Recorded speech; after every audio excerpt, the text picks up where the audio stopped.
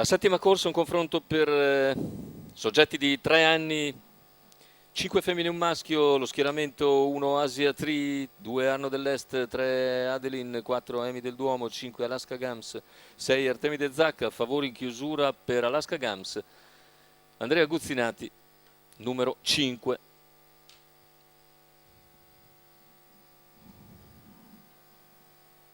Macchina che completa la piegata e comincia ad accelerare.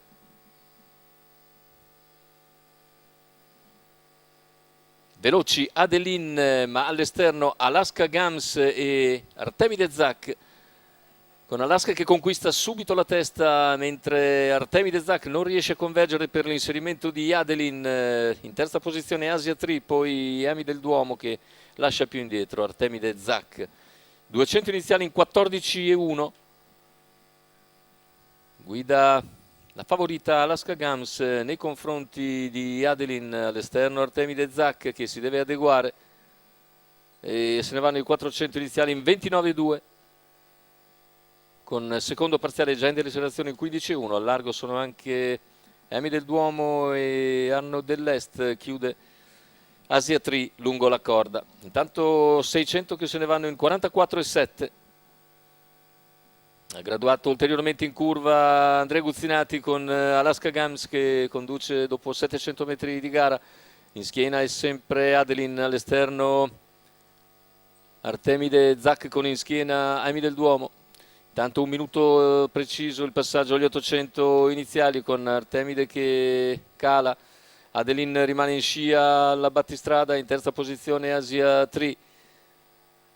Chilometro in 1:15,3.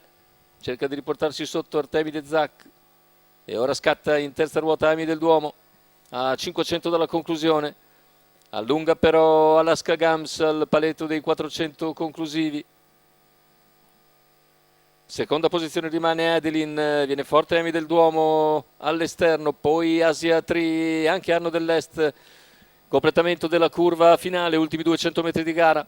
Il parziale Numero in 2 Arno 14,4, dell'Est, la rottura di Arno dell'Est in coda, mentre Alaska Gams continua a fare corsa a sé e nel finale si distacca ulteriormente per vincere in suplex. Secondo posto per Adeline che precede Asia Tree, 1:13,2 ottenuto con tutta semplicità, con un bel 28,4 a chiudere, e quarto successo consecutivo per l'allieva di Alessandro Gocciadoro, interpretata da Andrea Guzzinati.